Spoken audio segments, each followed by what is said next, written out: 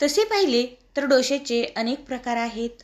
आज आपण एकदम चटपटीत साऊथ इंडियन स्टाईल टोमॅटोची चटणी व यासोबत एकदम झटपट अगदी 10 मिनिटांमध्येच तयार होणारा जाळीदार कुरकुरीत असा डोसा तयार करणार आहोत। हा डोसा तयार करण्यासाठी खूप महागडे साहित्य लागत नाही। घरीच अवेलेबल असणाऱ्या साहित्यांमध्ये हा डोसा तयार होतो। खाण्यासाठी तितकाच टेस्टी आणि करण्यासाठी एकदम सोपा असा हा डोसा आहे। चला तर मग वेळ न घालवता करूया रेसिपीला सुरुवात। आपण हा डोसा कच्च्या बटाट्यापासून बनवत आहोत। त्यासाठी इथे मी घेतलेले आहेत 2 मध्यम आकाराचे बटाटे। बटाटे घेताना कच्चे घ्यावेत। बटाट्याचे साल काढून अशा प्रकारे बारीक तुकडे करून घेतले आहेत आणि या बटाट्याला 2-3 वेळा स्वच्छ पाण्याने धुवून घेतले आहे, म्हणजे या बटाट्याचे स्टार्च पूर्णपणे निघून जातात। वजनाने म्हणाल तर हे बटाटे 150 ग्रॅम इतके आहेत। आता यामध्ये अर्धा इंच आले आणि 1 हिरवी मिरची घालणार आहोत। पाणी न घालताच याला मिक्सरला बारीक असे फिरवून घ्यायचे आहे। मिक्सरला फिरवत असताना बटाट्याची एकही गुठळी राहता कामा नये। तर इथे तुम्ही पाहू शकतात की यामध्ये बटाट्याची एकही गुठळी राहिलेली नाही आणि आपली प्युरी एकदम मस्त अशी तयार झाली आहे। आता यानंतर 1 कप रवा घेणार आहोत। जाड किंवा बारीक इथे तुम्ही कुठलाही रवा घेतला तरी सुद्धा चालेल। 1 कप रव्यासाठी अर्धा कप दही घेणार आहोत। परत याला पाणी न घालताच मिक्सरला 1 मिनिट फिरवून घेणार आहोत, म्हणजे यामधला रवा आणि बटाट्याचे मिश्रण चांगले एकजीव असे होईल। तर इथे आपले मिश्रण छान एकजीव असे झाले आहे। आता यामध्ये पाव कप गव्हाचे पीठ घालणार आहोत। हे मेजरमेंट घेत असताना कुठलेही एक भांडे फिक्स करा आणि त्या भांड्यानेच सगळे साहित्य घ्या। पाव कप पाणी घालून परत याला मिक्सरला फिरवून घेणार आहोत। तर इथे आपले फायनली डोश्याचे मिश्रण तयार झाले आहे। यामध्ये एकही पिठाची किंवा बटाट्याची गुठळी शिल्लक राहिलेली नाही।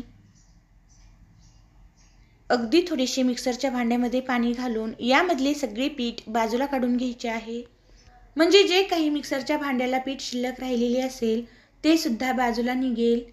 आता पाणी घालून हे मिश्रण चांगले एकजीव असे करून घेऊयात।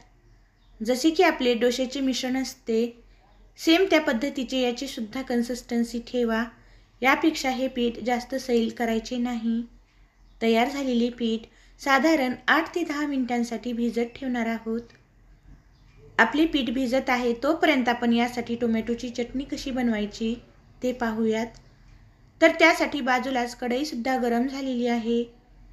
कढई चांगली गरम झाली की यामध्ये 2 चमचे तेल घालूयात। तेल सुद्धा छान गरम झाले आहे। आता यामध्ये अर्धा चमचा मोहरी आणि अर्धा चमचा जिरे घालूयात। जिऱ्याचा आणि मोहरीचा चांगला कच्चेपणा कमी झाला की पाव चमचा लसणाची पेस्ट घालणार आहोत। यामध्ये 6 ते 7 लसणाच्या पाकळ्या होत्या। लसण सुद्धा चांगला सोनेरी तांबूस होईपर्यंत तळून घ्यायचा आहे। तर इथे आपला लसण सुद्धा छान सोनेरी तांबूस असा झाला आहे।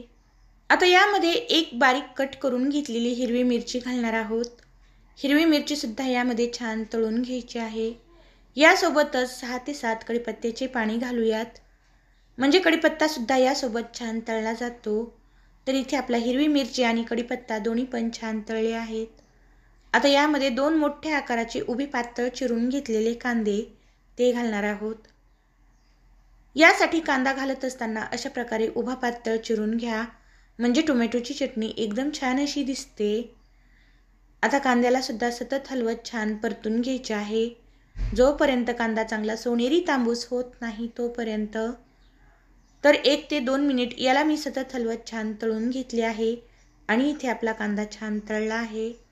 आता इथे मी 2 मोठ्या आकाराचे टोमॅटो मिक्सरला फिरवून घेतले आहेत। हे टोमॅटो तुम्ही किसणीने किसून घेतले तरी सुद्धा चालेल। टोमॅटोची प्युरी या कांद्यामध्ये घालून याला सतत हलवत राहायचं आहे, म्हणजे टोमॅटोची प्युरी छान शिजल्या जाते। टोमॅटोची प्युरी शिजण्यासाठी खूप जास्त वेळ लागत नाही। अगदी 1 ते 2 मिनिटांमध्येच टोमॅटोची प्युरी छान शिजल्या जाते आणि टोमॅटोमधले पाणी सुद्धा कमी होते। आता यामध्ये काही सुके मसाले घालूयात। पाव चमचा हळद, अर्धा चमचा लाल तिखट। तिखट घालताना बेतानेच घाला, कारण आपण डोशामध्ये सुद्धा मिरची घातलेली आहे आणि फोडणीमध्ये सुद्धा हिरवी मिरची घातलेली होती। त्यासाठी तिखट घालताना बेतानेच घाला. चवीनुसार मीठ घालूयात आणि ही चटणी चांगली एकत्र मिसळून घेऊयात. तर इथे आपली एकदम मस्त अशी ही चटणी तयार झालेली आहे. जशी जशी ही चटणी थंड होईल तशी तशी अजूनच घट्टसर अशी होईल. चटणी करेपर्यंत इकडे आपले 10 मिनिट झाले आहेत आणि डोश्याचे पीठ छान भिजले आहे. आता यामध्ये चवीनुसार मीठ घालायचे आहे. यासोबतच पाव चमचा खाण्याचा सोडा घालणार आहोत. सोडा घातल्यानंतर यावरती 1 चमचा पाणी घाला, म्हणजे सोडा लवकर ॲक्टिवेट होतो. मीठ आणि सोडा घालून पुन्हा हे मिश्रण चांगले एकत्र मिसळून घेऊयात. तर इथे तुम्ही या मिश्रणाची कन्सिस्टन्सी पाहू शकतात. एकदम फ्लफी असे हे मिश्रण तयार झालेले आहे. सोडा घातल्यानंतर अजिबात वेळ घालवायचा नाही, कारण सोडा ॲक्टिवेट झालेला असतो. आता लगेचच आपण या मिश्रणाचा डोसा तयार करणार आहोत. त्यासाठी बाजूलाच तवासुद्धा गरम करून घेतला आहे. तवा चांगला गरम झाला की यावरती अगदी अर्धा चमचा तेल घालायचे आहे आणि सगळ्या तव्यावरती पसरून घ्यायचे आहे. आता गॅसची फ्लेम लो ठेवा आणि यावरती पाण्याचा शिंतोडा घाला, म्हणजे तव्याचे टेम्परेचर पूर्णपणे कमी होते. पाणी घालून हा तवा चांगला किचन टॉवेलने पुसून घ्यायचा आहे. असे केल्यामुळे तवा चांगला चिकना होतो आणि डोसा व्यवस्थित पसरला जातो. आता यावरती जे आपण डोश्याचे मिश्रण तयार करून घेतलेले आहे ते 1 ते 1.5 चमचा सोडून घेणार आहोत. डोश्याचे मिश्रण सोडून झाले की याला गोल गोल अशा प्रकारे हलक्या हाताने फिरवून घ्यायचे आहे. जसेही तुम्ही याला गोल गोल फिरवून घ्याल तसे तसे तुमचा डोसा आपोआप तयार होईल. जर तुम्हाला माझी ही रेसिपी आवडली असेल तर प्लीज व्हिडिओला लाईक करा, चॅनलला सबस्क्राईब करा. त्यामुळे येणारी प्रत्येक रेसिपी ही सगळ्यात अगोदर तुमच्यापर्यंत पोहोचेल. सबस्क्राईब करणे हे पूर्णपणे निशुल्क आहे. हा तवा जास्त मोठा असल्यामुळे तव्यालाच फिरवून फिरवून हा डोसा मी एकदम छान असा भाजून घेतला आहे. जेव्हा डोश्याची वरची बाजू पूर्णपणे कोरडी होईल तेव्हा याला वरच्या बाजूंनी तेल लावा आणि जसा जसा हा डोसा चांगला ब्राऊन दिसू लागेल त्यावेळेला यावरती चटणी घाला. चटणी घालून सगळ्या डोश्यावरती व्यवस्थित स्प्रेड करून घ्यायचे आहे, जेणेकरून सगळ्या डोश्याला चटणी व्यवस्थित लागल्या जाईल. अशा प्रकारे सगळ्या डोश्याला चटणी स्प्रेड करून घेऊयात. डोश्यावरती चटणी पसरून झाली की आता आपण हा डोसा तव्यापासून वेगळा करून घेऊयात. तर इथे तुम्ही पाहू शकतात की किती पटकन असा हा डोसा तव्यापासून मोकळा होत आहे.